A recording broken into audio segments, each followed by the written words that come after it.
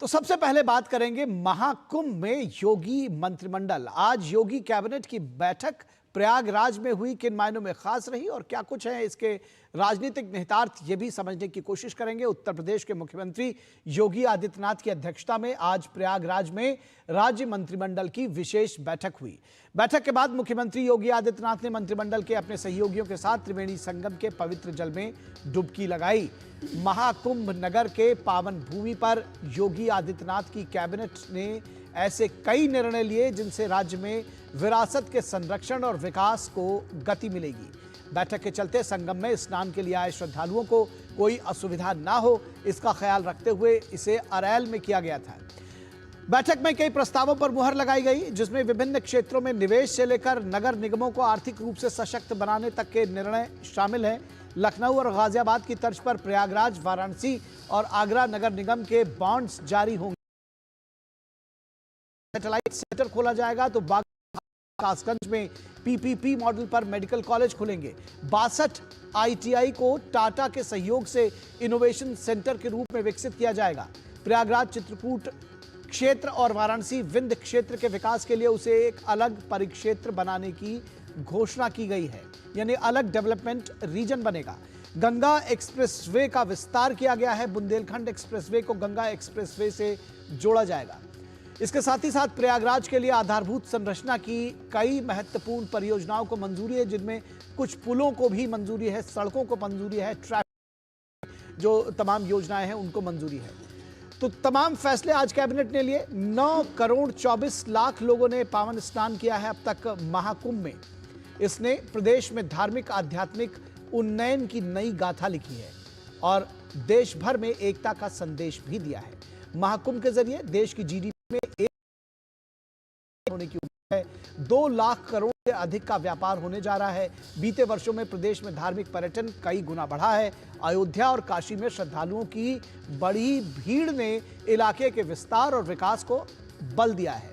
पहली बार देश में आगरा के ताजमहल को पीछे छोड़कर अयोध्या में सबसे अधिक संख्या में श्रद्धालु पहुंचे, यानी कि जो टूरिस्ट का फुटफॉल रहा वो अयोध्या नंबर 1 हो गया, ताजमहल को आगरा को पीछे छोड़कर। विकास के मामले में अयोध्या पहले स्थान पर है। जिले का जीएसटी कलेक्शन भी लगभग 2 गुना हो गया है। तो सबसे तेज विकास जो है व्यापारिक कारोबारी विकास है, वो भी बहुत तेजी से अयोध्या का हो रहा है। तो इससे सीधे जो निहितार्थ जो आता है कि सिर्फ जो पर्यटन जो बढ़ रहा है, आध्यात्मिक उन्नयन हो रहा है, उस साथ ही साथ एक तो आर्थिक शक्तिकरण की, कारोबार की, रोजगार की जो एक कथा लिखी जा रही है।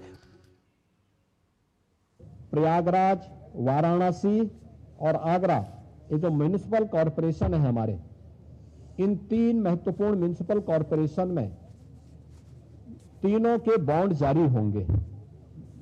अब तक हमने लखनऊ और गाजियाबाद के बॉन्ड जारी किए थे, जिसके बहुत अच्छे रिजल्ट सामने आए हैं। यह म्युनिसिपल कॉरपोरेशन के ब्रांडिंग करने का, उसके विकास को आगे बढ़ाने का एक महत्वपूर्ण माध्यम होता है।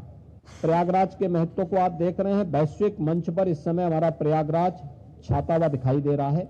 जिस श्रद्धा के साथ पिछले 1 सप्ताह के अंदर 9.25 करोड़ से अधिक श्रद्धालुओं ने संगम में आकर के पावन स्नान का आनंद लिया है, अनुभूति की है, वह यानी अविस्मरणीय है, अकल्पनीय है। स्टेट कैपिटल रीजन लखनऊ और उसके आसपास के जनपदों को मिलाकर के एक डेवलपमेंट का प्लान बनाया है। ऐसे ही प्रयागराज और चित्रकूट को मिलाकर के एक डेवलपमेंट रीजन यहां पे हम डेवलप करेंगे। और उप मुख्यमंत्री केशव प्रसाद मौर्य ने बताया कि 2031 में आयोजित होने वाले अर्ध कुंभ की तैयारियां भी अभी से शुरू हो गई हैं। महाकुंभ प्रयागराज 2025 में कैबिनेट की मंत्रिपरिषद की संयुक्त बैठक हुई है। बड़े बड़े फैसले भी लिए गए हैं और 2025 के महाकुंभ में 2031 के अर्धकुंभ की तैयारी भी शुरू हो गई। ये अलौकिक आनंद है, आध्यात्मिक आनंद है, जिसे मैंने कहा शब्दों में व्यक्त ही नहीं किया जा सकता। और निश्चित तौर से आज पवित्र संगम में स्नान करके 144 वर्ष बाद आए हुए कुंभ में मतलब उस अलौकिक आनंद के लिए शब्द की सीमा से बहुत बाहर की बात है। मैं गंगा मैया को प्रणाम करता हूँ, यमुना मैया को प्रणाम करता हूँ, सरस्वती मैया को प्रणाम करता हूँ, तीर्थराज प्रयाग को प्रणाम।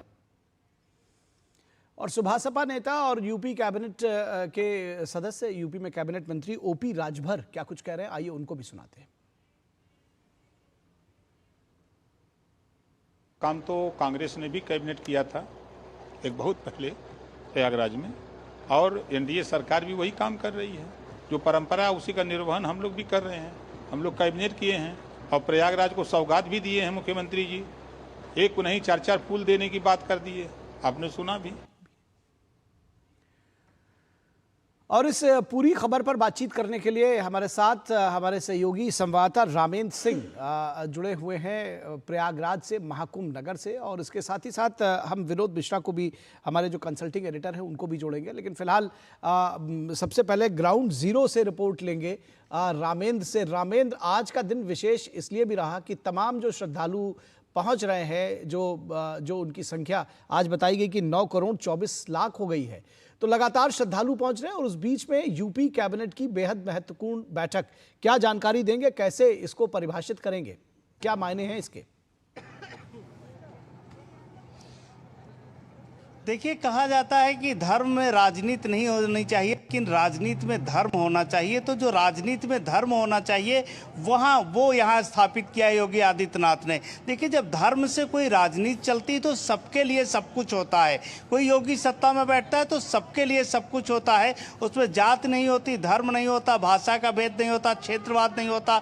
इसलिए सबके लिए यहाँ से ये गंगा यमुना में जहाँ संगम हो रहा, माँ सरस्वती का जहाँ संगम हो रहा है, इस संगम, ये पूरे देश का संगम है, ये सनातन का संगम नहीं है। ये सनातन की एकता नहीं प्रदर्शित हो रही है, ये राष्ट्रीय एकता प्रदर्शित हो रही है। क्योंकि सनातन की एकता और राष्ट्र की एकता दोनों अलग अलग करके नहीं देखा जा सकता। सनातन के जो लोग हैं उनके लिए भारत ही सब कुछ है। ये भूभाग उत्तर प्रदेश तो खासकर जहाँ भगवान श्री राम का जन्म हुआ, जहाँ श्री कृष्ण का जन्म हुआ, जहाँ शिव की काशी है, जहाँ प्रयागराज है, जहाँ भगवान बुद्ध की निर्माण स्थली है, जहाँ ये सारा कुछ, जहाँ माँ विंध्यवासिनी का मिर्जापुर में धाम है। तो अगर आध्यात्मिक रूप से देखें तो यहाँ से संदेश जाना ही चाहिए। ये जो शुभ अवसर है, जो पल आप देख रहे हो, ये पहले दिखने चाहिए थे, जो नहीं दिखे। एक दौर था कि राजनीति में कभी गंगा की बात नहीं होती थी, कभी यमुना संगम की बात नहीं होती थी, कभी अयोध्या की बात नहीं होती थी, लेकिन दौर बदला है। अच्छा, नरेंद्र मोदी जी के आने के बाद रामेंद्र, एक बात और समझना चाहते हैं। बहुत सारे लोग इसके ऊपर प्रश्न उठा रहे थे तैयारियों को लेकर के, भक्तों के जो श्रद्धालु उनके पहुंचने की संख्या को लेकर के, तो क्या कुछ, और यहां पर जिस तरह से योगी कैबिनेट की बैठक हुई, इससे कोई पॉलिटिकल मैसेजिंग भी है? देखिए, बहुत निखिल, बड़ा सीधा सा स्पष्ट मैसेज है। उत्तर प्रदेश की जो नई ब्रांडिंग है वो यहाँ महाकुंभ से हो रही है। कानून व्यवस्था बेहतर, कनेक्टिविटी बेहतर, सुरक्षा व्यवस्था जो महाकुंभ में है वो आप देख रहे हो। रूट चार्ट जिस तरह से प्लानिंग की गई है देख रहे हो, जिस तरह रेत पर पूरा नगर बसा है, महाकुंभ नगर बसा है, उसको आप देख रहे हो। तो ये उत्तर प्रदेश की ब्रांडिंग, अगर उत्तर प्रदेश की ब्रांडिंग नहीं की जाएगी तो पर्यटक क्यों आएगा? इतने बड़े पर्यटन तो ऐसा नहीं कि पहली बार है। भगवान राम जी की तो जन्मस्थान पहले से है, कृष्ण जी का जन्मस्थान पहले से है। क्यों टूट रही धाराएं? इसलिए टूट रही कि ब्रांडिंग की गई, लोगों को बताया गया कि हम सुविधा देंगे, हम सुरक्षा देंगे, आप आइए, आप पर्यटन के लिए, पूरा उत्तर प्रदेश आपका है, इको टूरिज्म का क्षेत्र है, आध्यात्मिक पर्यटन का क्षेत्र है, आप राफ्टिंग कर सकते हो। तो ये ब्रांडिंग करनी पड़ी। और अगर टूरिज्म बढ़ता है तो उत्तर प्रदेश की स्थिति क्या होगी उसकी कल्पना अभी से नहीं की जाती। और जो लोग आंकड़ों की बात करें, जो 45 करोड़ सरकार ने आंकड़ा बताया है, यह आंकड़ा टूट जाएगा निखिल, इसलिए कि 9 दिन में 9.25 करोड़ लोगों ने दर्शन स्नान किया है और केवल अकेले माघी पूर्णिमा में 10 करोड़ लोगों के आने की संभावना है। तो ये आंकड़े टूट जाएंगे, ध्वस्त हो जाएंगे। निखिल, ठीक है, बने रहिए हमारे साथ। विनोद मिश्रा, हमारे कंसल्टिंग एडिटर, वो भी हमारे साथ जुड़े हुए हैं। विनोद जी, कुछ तस्वीरें अभी आपने देखी होंगी जिसमें आपने देखा होगा कि योगी की पूरी कैबिनेट जो है वो संगम में डुबकी लगा रही, त्रिवेणी संगम में। और लगातार जब बात की जाती है जाति की, धर्म की, और मैं कहूँ कि जातीय जनगणना की भी, तो उसमें बहुत सारे जो संदेश, जो मैं अभी रामेंद्र से कह रहा था, एक संदेश तो आपने भी देखा होगा कि जाति धर्म से ऊपर उठकर सभी लोग, उस कैबिनेट में भी बहुत सारे, किसी ने कोई नहीं पूछेगा कि फला मंत्री की जाति क्या है। निखिल, ये महाकुंभ का आज का जो ये महास्नान है योगी सरकार की पूरी कैबिनेट की, तो मुझे ये देख के तो थोड़ा सा ये कौतूहल मन में जरूर था कि जो लोग सवाल अभी तक जाति जाति पूछ रहे थे, क्या इसमें से किसी की जाति को गिन सकते हैं क्या ये बता सकते हैं कि इसमें कौन जात है?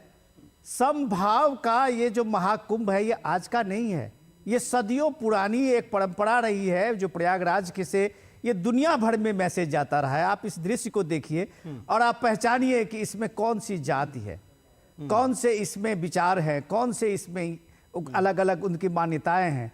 ये सारे विचार, सारी मान्यताएं, सारी जात, सारी व्यवस्था कैसे समभाव में एक तरह से घुल जाता है इस त्रिवेणी के घाट पे, यही एक कुंभ का आदर्श है। और इसको लेके भारत को पहचानने में, सनातन को पहचानने में जिनको दिक्कत है, जिनको भारत की व्याख्या और सनातन की व्याख्या करने में दिक्कत है, वो इस चीज को समझ नहीं पाएंगे। वो इस चीज के दृश्य, अलौकिक दृश्य को देख के उनके अंदर में कोई कौतूहलता नहीं होगी कि ये भारत का संगम, ये भारत के प्रयागराज का ये महाकुंभ का आयोजन किस तरह से पूरे भारत के जनमानस को, पूरे जनमानस को एक तरह से आप कहें कि एक सूत्र में बांधता है, एक सूत्र में वो यहाँ आता है। और समरसता का ये जो महाकुंभ है, यही भारत की, सनातन की पहचान है। ये समझने वाले अगर अपनी सियासत करते हैं तो अपनी अपनी सियासत करते रहें, लेकिन ये महाकुंभ एक मैसेज तो पूरे देश को जाता है कि जो भी भ्रांतियां इस समाज में डाली गई थी उनका कोई आधार नहीं रहा है। और महाकुंभ से इस बात का ये पूरा का पूरा ये पूरी तस्वीर आपको बता रही है कि ये सारी चीजें सनातन को एक तरह से कुव्यवस्था में लाने की कोशिश थी। ठीक है, हमारे साथ अश्विनी मिश्रा भी जुड़े हुए हैं इसी महाकुंभ से, उनके पास भी चले गए। अश्विनी, ये जो देखा गया, जिस तरह से बताया गया कि ये अभी आपने देखा कि किस तरह से डुबकी लगाई है पूरी कैबिनेट ने संगम के त्रिवेणी में, और जब इसको परिभाषित किया जा रहा है तो कहा जा रहा है कि भाई जाति, धर्म और जो मजहब और बहुत सारी चीजें जिसको जो बांटने का आधार था वो संगम में एक होता हुआ दिखा। निश्चित तौर से निखिल, अगर देखें तो ये पूरी दुनिया देखकर अचंभित है कि कैसे अलग अलग वेशभूषा, भाषा के लोग एक जगह इकट्ठा होते हैं, सारी संस्कृतियां आकर समाहित होती हैं, दुनिया का सबसे बड़ा मानव समागम होता है। और उसी के तट पर कर्तव्यपरायण, कर्म को देखते हुए, धर्म को देखते हुए हमारे यहाँ 4 पुरुषार्थ की बात की गई है। चारों पुरुषार्थों की सिद्ध की धरती प्रयागराज को कहा जाता है। और आज यहीं पर उत्तर प्रदेश सरकार की पूर्ण कैबिनेट की बैठक हुई और जिसमें ऐसे निर्णय लिए गए जो कि इस पूरे क्षेत्र के आर्थिक विकास के लिए, सामाजिक विकास के लिए, औद्योगिक विकास के लिए, आधारभूत संरचना के विकास के लिए बेहद मील के पत्थर साबित होंगे। हम वहीं पर मौजूद हैं, मुख्यमंत्री योगी आदित्यनाथ और समूचे कैबिनेट के साथ स्नान करने गए हैं, पुण्य के भागीदार बन रहे हैं। और साथ ही साथ उन्होंने उपहार जो प्रयागराज को दिया है वो प्रयागराज पर बहुत लंबे समय से, तकरीबन 26 साल 27 साल पहले ये जो सिग्नेचर ब्रिज टाइप का बना था, यमुना पर बहुत ज़्यादा जाम की स्थिति थी। एक अंग्रेज़ों के पुल के ज़माने का पुल था जो नैनी ओल्ड ब्रिज जिसको कहा जाता है। अब इसके एक पैरेलल ही एक और ब्रिज इस पर बनाया जाएगा, इसकी घोषणा की गई है, जो प्रयागराज के लिए बहुत बड़ी सौगात है। गंगा पर अगर बात करें तो सलोरी से लेकर हाथापट्टी को जोड़ने के लिए एक और पैरेलल ब्रिज का निर्माण किया जा रहा है। और सबसे बड़ी जो घोषणाएं हुई है वो ये हुई है कि प्रयागराज और चित्रकूट, इन दोनों को मिलाकर एक धार्मिक विकास प्राधिकरण जैसा, एक नगर विकास प्राधिकरण जैसा कोई एक स्वायत्तशासी इकाई बनाई जाएगी जो विकास और क्षेत्र के विकास के लिए समर्पित होगी। और ठीक इसी तरीके से वाराणसी और विंध्य क्षेत्र के विकास के लिए एक नई इकाई का गठन किया जाएगा, विकास की नई इकाई का गठन किया जाएगा। बुंदेलखंड जो कि बेहद उपेक्षित क्षेत्र था वो बुंदेलखंड एक्सप्रेसवे से जीवन रेखा के रूप में मिला है। बुंदेलखंड एक्सप्रेसवे, बुंदेलखंड एक्सप्रेसवे को पूर्वांचल एक्सप्रेस से जोड़ा जाएगा और वो प्रयागराज और भदोही होते हुए इन क्षेत्रों से गुजरेगा। यानी आधारभूत संरचना, औद्योगिक विकास के लिए 62 ITI जो हैं उनको टाटा के साथ कोलैबोरेशन करके उनको एक इनोवेशन सेंटर के रूप में डेवलप किया जाएगा। 3 नए मेडिकल कॉलेजेस की स्थापना की घोषणा की गई, हाथरस और 2 अन्य जिलों में।